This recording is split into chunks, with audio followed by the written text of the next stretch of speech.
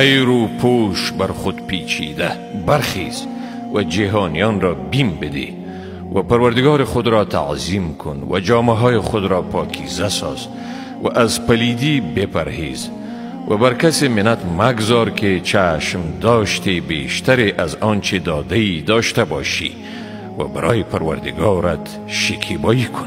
هنگامی که در سور دمیده شود، پس آن روز دشوار است که بر کافران آسان نیست. مرا و کسی را که آفریده ام تنها بگذار، با او مال فراوان ارزانی کردم و پسران حاضر و آماده، با او زندگی مرفه فراهم آوردم. باز هم طمع دارد که بر آن بیفزایم؟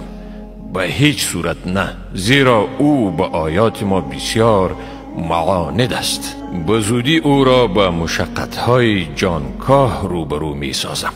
بیگمان او اندیشید و قرار صادر کرد، پس مرگ بر وی که چی قراری صادر کرد، باز هم مرگ بر وی که چی قراری صادر کرد.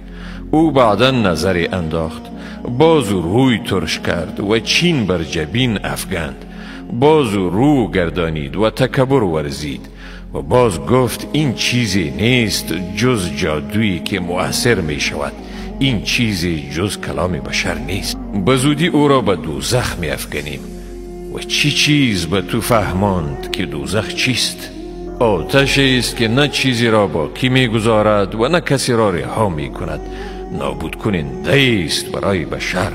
بر آن 19 فرشته عذاب مقرر است و موکلان دوزخ را جز فرشتگان نگماشتیم و تعداد ایشان را صرف برای آزمایش کافران معین کرده ایم تا اهل کتاب یقین حاصل کنند و ایمان مؤمنان تقویت شود و شک نزد اهل کتاب و مؤمنان باقی نماند و تا آنانی که در دلهایشان مرض است و کافران بگویند خداوند به این مثال چی اراده کرده است؟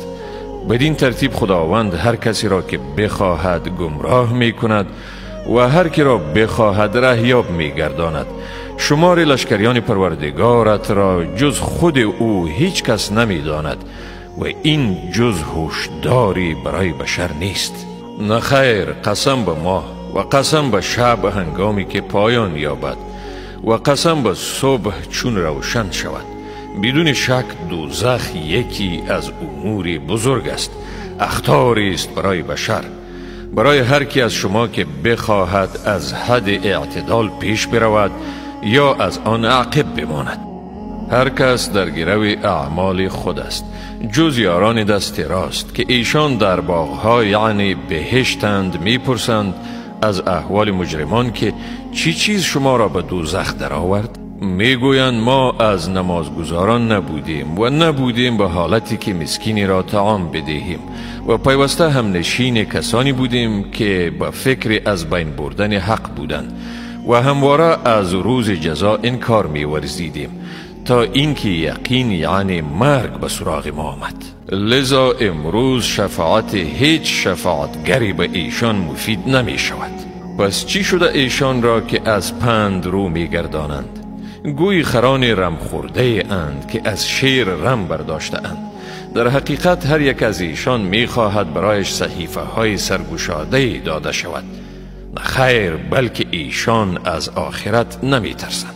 نخیر، یقینا این قرآن پندی است، پس هر که بخواهد از آن پند می گیرد و هیچ کس پند نمی گیرد جز آن که خدا بخواهد و اوست سزاوار تقوا و اهل آمرزش.